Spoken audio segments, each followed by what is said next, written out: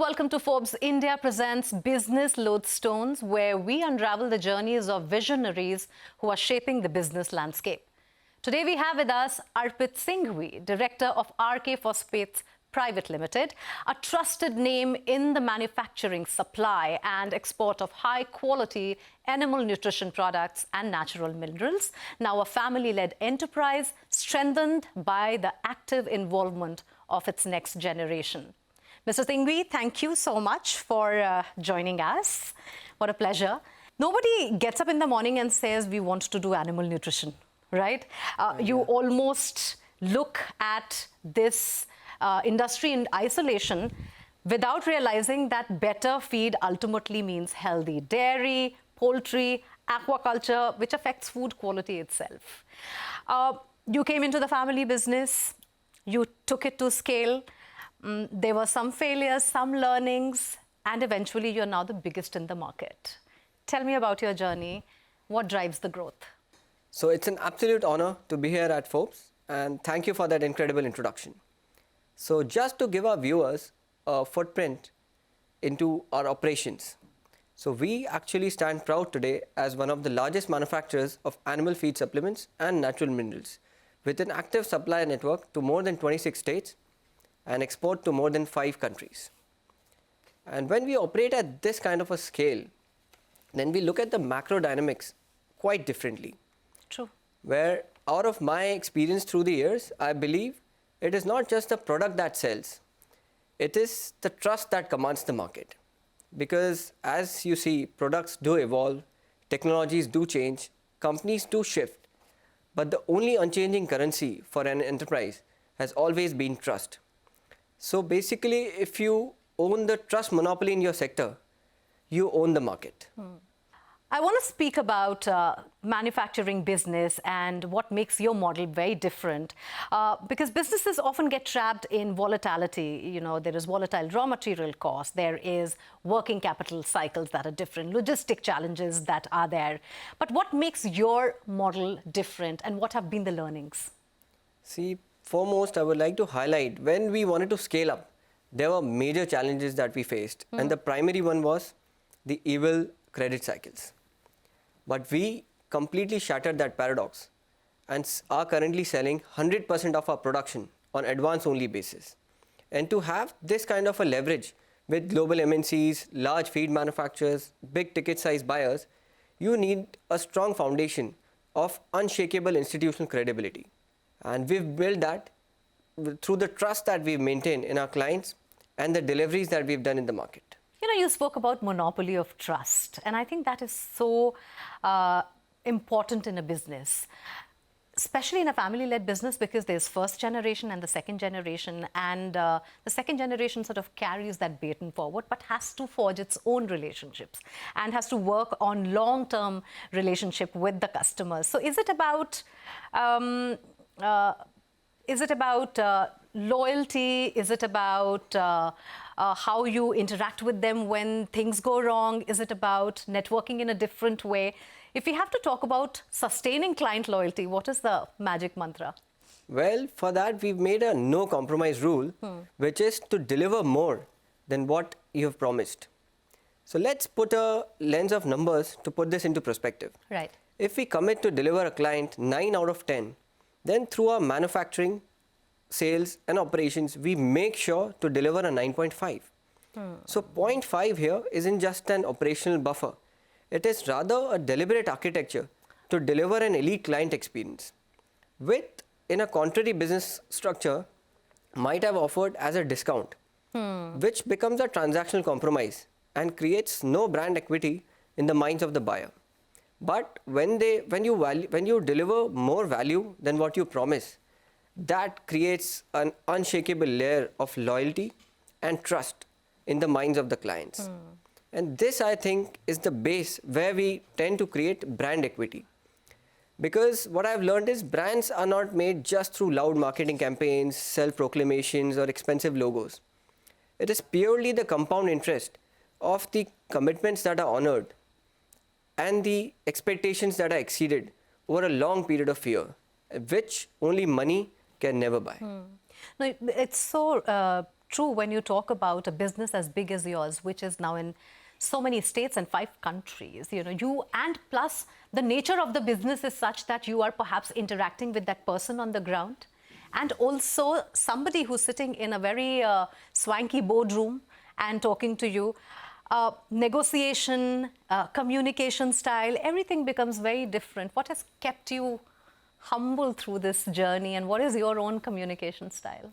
Well, I follow the strict rule of 80-20, where only 20% of the conversation belongs to us and 80% of the time of that completely belongs to the prospective client. And what traditionally or contrary I would say happens in a boardroom, if you sit, they just start with their sales pitches, specifications and highlights. We do exactly the opposite. We use that 20% of our time just to ask diagnostic questions and encourage the prospect customer to speak about their bottlenecks, their expectations, and try to build interpersonal communication. So when this happens, they don't just make their decisions on the basis of numbers on the spreadsheet, but rather they value more to the importance of the relationship that they've built with us. On that note, I want to take this to a little more in the personal territory. Entrepreneurs, and especially second generation entrepreneurs, if we have to say, although they have it very tough because they have a lot to prove to the first generation and to the entire world that they are doing a better job in taking the business forward. But for most entrepreneurs, wealth accumulation is one of the most important thing, and then it comes to chasing growth and then bigger markets and larger number of people. What is your idea of to accumulate and move beyond it? Right. I have a very personal concept for this. There's this art of utilization. What happens is, in our routine lives, we have been trained to believe that ultimate satisfaction comes from accumulation of wealth in terms of profits, valuations, or sometimes directly monetary returns. Because it gives you a sense of power, validation, and a sense of security. But there's a paradox associated with it. That when the time comes to actually utilize that wealth, that happiness that you had while accumulating gets to go down. True. You start to question yourself that is it the right time? Is it worth the effort? Should I be doing this right now? So you unknowingly tend to delay your desires by questioning, is it the right time? So according to me, one has to make a balance, and once you strike that there should be a balance between the art of accumulation with a balance of art of utilization. And once a mastery is done over it, then the numbers on a spreadsheet which you earlier thought are profits or valuations become a tool for you rather to be utilized for your own satisfaction, goals and personal desires. Philosophy of real-time fulfillment. Tell me more about this. You've spoken about not delaying personal desires. What has it meant for you personally and your working style? Well, something I really resonate with is the art of immediate consumption. To explain it in a simple way, I would say, if I want to experience it right now, then I should experience it right now, rather than consciously delaying it. Because see, in routine lives, we have our targets. This quarter, if I'll do this much, then I'll do that experience, buy that car, or do any of my, continue with any of my hobbies. But when the time actually comes and you buy that car, since it already is a year or two late, then you lose the spark of it. But when your mind says, I want to do it now, and you do it, then unknowingly you actually give it back to your brains in terms of rewards. And that actually fuels our psychological engine to keep working hard and achieve, because you subconsciously have rewarded yourself. I want to come back to branding. How do you want to represent yourself and your company to the world? And now that you are operating in other countries and in other states, and you have always relied traditionally on product and pricing. But now when you're looking at a stronger brand identity, what is it that you want your company to represent to the world? Well, basically a company like us would hire spokespeople to advertise or to do branding for them. But we have changed the system completely in our case. What we have done is we have made all our clients who have experienced true value with us as our brand ambassadors. So we have actually made a system to partner with them where they amplify the value that they have received from us towards the markets. So we do engagement programs in which they become part of the exhibitions that we do, part of the conference calls that we have with prospect clients, and they do attend our board meetings as well. So how they work for us is they deeply and naturally do organic word of mouth, which you actually can never just buy and ask somebody to do.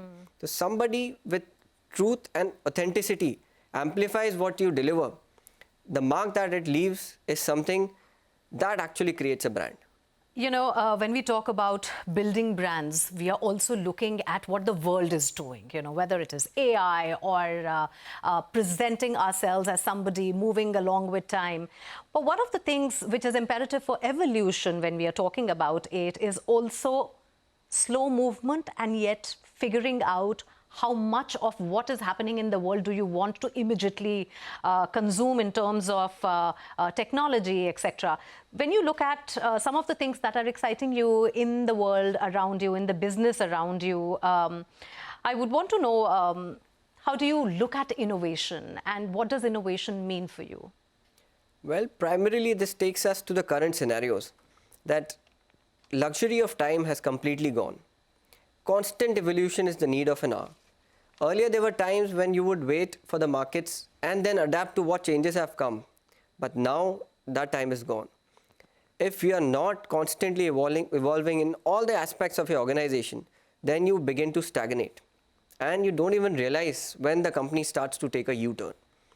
So we have this notion of non-stop evolution, starting with, since our own company, as it is considered as unglamorous and rigid being a chemical industry.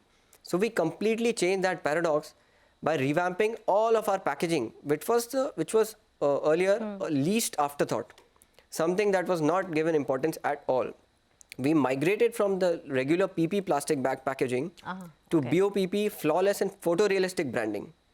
And the magic it did was immense. A generic chemical product started to be recognized by the color of the bag, which was ours. So realizing through it, now there is not even a single aspect of our organization which is untouched by evolution.